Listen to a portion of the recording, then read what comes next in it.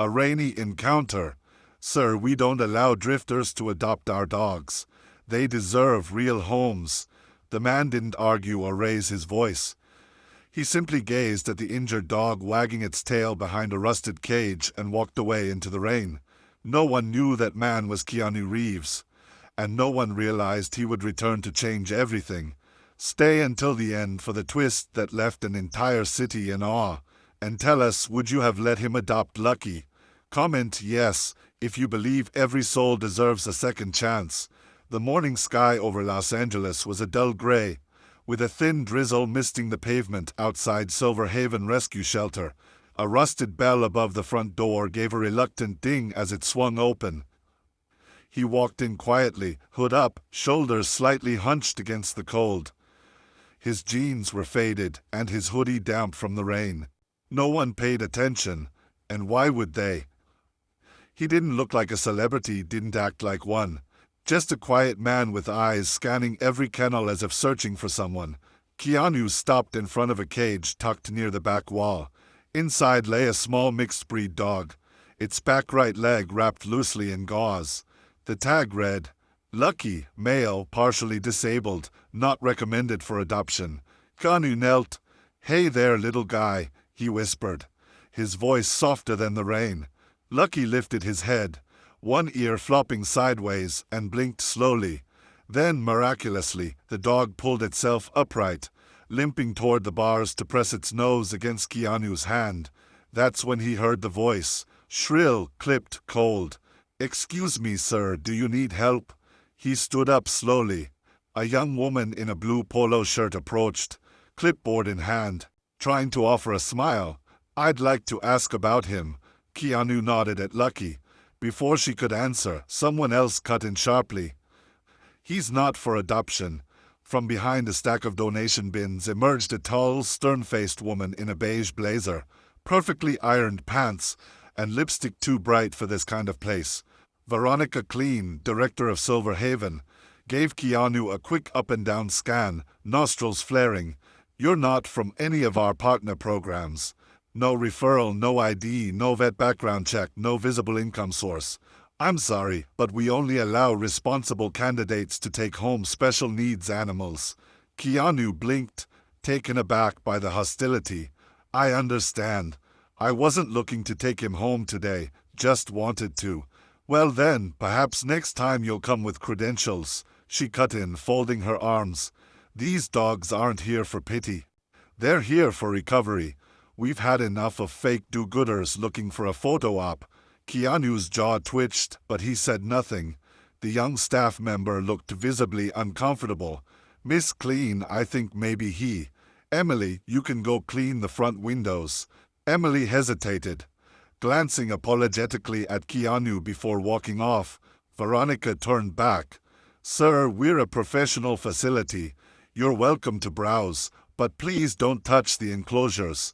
Keanu nodded once, then turned and walked slowly out the door. The bell rang again behind him, and Lucky let out a quiet whine. Veronica crossed her arms, muttering under her breath. Homeless actors, TikTok wannabes, why do they always come here? What she didn't know, what none of them knew, was that the man in the rain had built his entire career doing the one thing this shelter had forgotten how to do. See broken things and believe they still deserved love. The rain picked up as Keanu stepped outside, pattering against the thin hood of his jacket. He didn't bother pulling it tighter. Behind him, the shelter's door slammed shut with a mechanical clunk, as if sealing a verdict. He walked slowly across the cracked pavement toward the side parking lot, passing under the mounted security camera blinking red above the eaves. He had parked 2 blocks away to avoid attention, an old habit, even in places where no one recognized him. From inside the glass, Veronica Clean watched him with narrowed eyes. "Hold on," she said sharply, motioning to the janitor who was mopping the tile entrance. "Splash the edge, it's muddy. We don't want it tracked in." The janitor, a grizzled man in his 60s, reluctantly sloshed the mop toward the open door just as Keanu stepped over the curb. The water ran like a tiny wave across the cement, catching Keanu's foot and shifting his balance just enough to make him stagger. One hand snapped out to steady himself against the brick wall, and the water splashed up his pant leg, mixing with the rain already soaking through. Inside, two volunteers by the reception desk burst into soft laughter. "Careful, Mr. Drifter," one of them called through the glass. "It's slippery when you've got no direction." Keanu paused, turned his head slightly, but didn't respond. Veronica, still watching, sipped her coffee with an expression bordering on smugness. The janitor looked mortified, but Veronica didn't flinch. "Maybe now he'll get the point," she muttered. Keanu continued walking slowly, disappearing down the sidewalk. His figure hunched against the wind, hood drawn low. Inside, Emily, the young staffer who had tried to help him earlier, stood frozen at the filing cabinet, her knuckles widening as she clutched the adoption form she never got to hand him. "Why'd you do that?" she asked under her breath, turning to Veronica. "Do what?" "You embarrassed him." Veronica didn't look up. "I protected our shelter. These places become magnets for drama if we aren't strict. I've worked too hard to keep this facility clean, reputable, and press-proof." "He didn't even raise his voice," Emily said. "And that," Veronica said flatly, "makes them worse. Silent types think they're saints, but half of them are actors waiting for a moment to go viral." She walked over to the main desk and tapped the clipboard hard on the surface. "No more drop-ins. Appointment only, and update the signage. No ID, no entry." Outside, rain pulled around the storm drain, rushing in circles like it had somewhere more important to be. Keanu reached his car, an old SUV spotted with raindrops and scratches from years of quiet road trips. He climbed in, glanced once in the rearview mirror toward the shelter, his expression unreadable. In the back seat, a small cardboard box sat unopened. Inside it, a blanket, a dog collar, and a note card that simply read, "For Lucky if they let me." He turned the key, the engine started, and the rain didn't stop. 3 days later, the sun returned, bright and almost mocking. Veronica Clean stood in the reception lobby of Silver Haven Shelter, reviewing invoices while barking orders into her headset. "No, we're not taking in more pit bulls this month. I told Animal Control our insurance won't." A soft knock interrupted her. A man stood at the glass door. He wore a plain navy ball cap, a mask, and a utility jacket. He carried a black laptop case and wore construction boots dulled by dust. Veronica sighed and pulled the door open a crack. "Shelter's closed for intake. If you're here to donate furniture, please." "I'm here for the inspection," the man said calmly. She frowned. "Inspection?" He held up a badge. Green Earth Systems, an LA-based nonprofit known for upgrading shelters' infrastructure. Veronica vaguely remembered agreeing to a walkthrough in exchange for potential grant consideration. She squinted at him. "You're not the guy from the email." "He's out sick," the man said. "I'm the replacement." Veronica stepped aside reluctantly. "Fine, quick walkthrough, but stay out of the recovery wing." He nodded and followed her in silence, occasionally jotting notes into a small pad. When they passed Lucky's kennel, the dog stood up and limped toward the bars, tail wagging uncontrollably. The man paused. "What's his story?" Veronica clicked her tongue. "That's Lucky. Weak spine, partial paralysis, loud, useless. We keep him mostly for PR." The man crouched slightly, just enough for Lucky to lick the air near his hand. "Sir, please don't touch the enclosures. You're here to evaluate water lines, not cuddle broken dogs." He stood up wordlessly and moved on. That night, the shelter was quiet. Volunteers had gone home, lights flicked to auto-dim, and surveillance cameras blinked red as usual. But one of them, Cam 6, facing the west corridor, captured something strange. At 12:43 a.m., the door at the rear of the shelter eased open. A hooded figure stepped inside, holding a small flashlight and a brown paper bag. He moved quickly, confidently, straight toward Lucky's kennel. The dog didn't bark or growl. He only whined soft and high-pitched, the way a creature does when it remembers love. The man knelt and slowly reached through the bars, unwrapping something from the bag. A soft blanket, a half-eaten burger, a rubber bone chewed at the edge. Lucky wagged his tail so hard it slapped the metal floor. The man whispered, "Still holding on, buddy. I'm working on it. They don't see you, but I do." He stayed for 10 minutes, just sitting, just being there. Before he left, he pressed a small sticker onto the outside of Lucky's cage. A hand-drawn symbol, the infinity loop, hand-doodled with 2 paw prints inside. The next morning, Emily found it. She stared at the sticker, then at Lucky, who was curled into the blanket like a newborn pup. She blinked, then pulled out her phone. TikTok blows up overnight. She scrolled to the shelter's camera feed, found Cam 6, rewound to 12:43 a.m. and hit play. She watched the man enter, watched Lucky's reaction, watched the gentle gestures, the whispered words. She didn't recognize the face, but she recognized the calm, the presence. The way Lucky, usually anxious and shaking, had looked peaceful. She clipped the video, muted it, and uploaded it to TikTok with one line. "He came at midnight, didn't leave a name, but the broken dog loved him more than anyone else here." She tagged it. "Midnight visitor, real kindness, Lucky deserves better." She thought nothing more of it until her phone buzzed nonstop. An hour later, and the next, and the next. By noon, the video had 4.7 million views. Comments poured in. "Who is this man?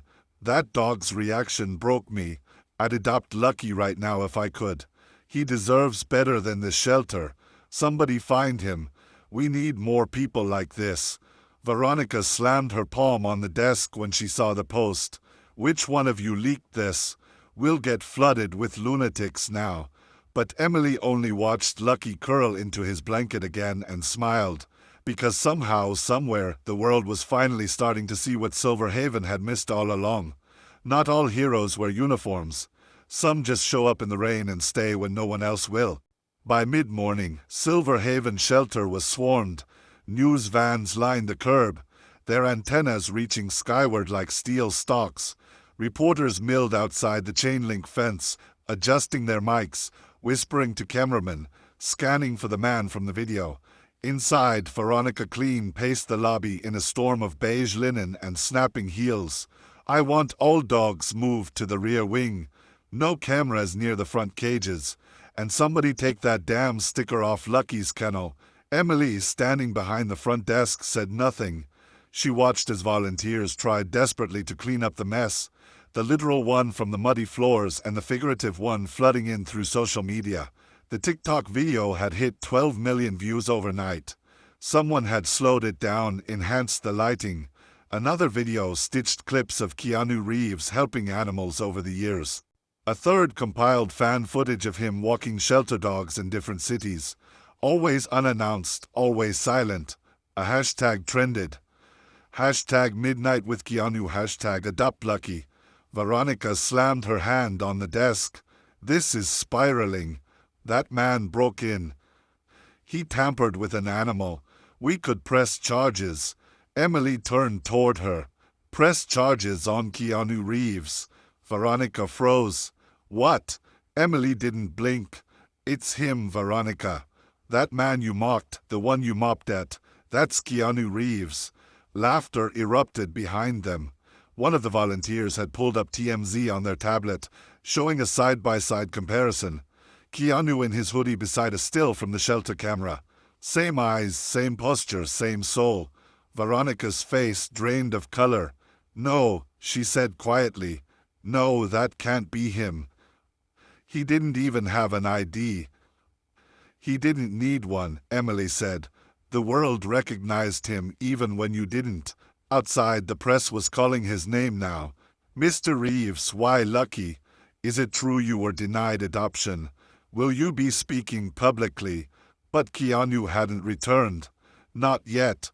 Only his silence echoed in every corner of the shelter. Veronica stormed back into her office, locking the door. Inside, she scrolled through news headlines she couldn't control. Shelter director refuses Keanu Reeves adoption, calls him a drifter. Hollywood actor visits shelter, leaves heart behind. Not his name, they rejected John Wick, and the internet fought back. She looked up, eyes twitching toward the corner security cam. This wasn't just a PR nightmare. It was a reckoning. Meanwhile, across town, Keanu stood inside a quiet room filled with blueprints, server stacks, and volunteers. A planning center not for a movie, but for something more permanent. He turned to a whiteboard scrawled with a name, Project Lucky. Beneath it, "Love unseen can kindle you." A staffer approached. "This shelter's under fire. They're panicking. You want us to issue a statement?" Keanu shook his head gently. "No, let the silence speak for now." Then he looked out the window, eyes steady. "We don't need to drag anyone down. We just need to build something better. And somewhere far away, in a kennel full of noise and judgment, one quiet dog named Lucky let out a soft, hopeful howl. The next morning, the air around Silver Haven felt different. Heavier, expectant. At precisely 9 a.m., a black SUV pulled up to the shelter's gate. It didn't roar or honk. It simply stopped, quiet, deliberate. Emily stood by the reception window and whispered, "He's back. I'm not just adopting him." Veronica was already in the lobby, red blazer sharper than ever, lips drawn tight as a wire. She had spent the night on damage control, phone calls to board members, donors, even the local council. But none of it mattered now because Keanu Reeves had just stepped out of the vehicle. He wasn't alone. Behind him came 3 others, a young attorney in rolled-up sleeves, a silver-haired vet in a stethoscope scarf, and a project manager holding a folio marked Infrastructure Redevelopment Phase 1. Keanu walked calmly toward the door, a small black leash coiled in his hand. Not a weapon, not a prop, just a promise. Inside, Veronica adjusted her posture and stepped forward, trying for the high ground. "Mr. Reeves, sigh. Well, if I had known who you were, you didn't need to." He interrupted gently. "You froze. I wasn't here as an actor or a celebrity. I was here as someone who wanted to give a wounded dog a home." He turned his eyes toward her, not angry but unwavering. "And you told me I didn't look qualified." Veronica's voice caught. "I was enforcing protocol. We've had bad incidents before." Keanu tilted his head slightly. Were those incidents caused by people or by assumptions? She had no answer. He looked around at the others in the lobby. Volunteers, staff, a few silent journalists outside the glass, then stepped past her and walked straight to Lucky's kennel. The dog was already on his feet, tail thumping like a drum, whining low in his throat. Keanu knelt. "I told you I'd come back." He opened the cage door slowly. Lucky limped out, unsteady, ears pinned back. Keanu wrapped the leash gently around his harness and scooped him up in both arms, cradling him like a baby. The shelter went silent. Then Keanu stood and turned to face the room. "I won't be taking Lucky home today," he said. "Not just yet." Veronica looked confused. "You're not." "No," he said, "because I'm not just adopting him." He handed a manila envelope to Emily. "This contains the purchase agreement for the full management rights of Silver Haven, effective immediately." Gasps rippled through the staff. Veronica stumbled back a step. "What?" she choked. "You can't." He looked at her, voice calm as ever. "I can, and I did." A journalist outside caught the moment. His hand rested gently on Lucky's head, and for the first time since the story began, it wasn't a scandal. It was the beginning. Behind Keanu, the shelter door remained open, not to let him in, but to let others like him be seen. The conference room at Silver Haven was packed. Local news reporters hovered outside the glass walls. Shelter staff stood frozen near the bulletin boards, whispering among themselves. The board of directors, called in that very morning, sat stiffly at the table, all eyes on one person, Veronica Clean. Her red blazer looked sharper than ever, but beneath the surface, her hands trembled. Keanu Reeves sat at the head of the table, calm and collected. Not a smirk, not a trace of vengeance, just silence and a soft-eyed dog resting beside his chair, tail thumping occasionally. The room felt colder than it should. A lawyer in a dark blazer stood beside him. As of 9 a.m., Mr. Reeves holds full operational and financial control of Silver Haven through a private foundation partnership, effective immediately. He is restructuring leadership, and all decisions moving forward will prioritize transparency.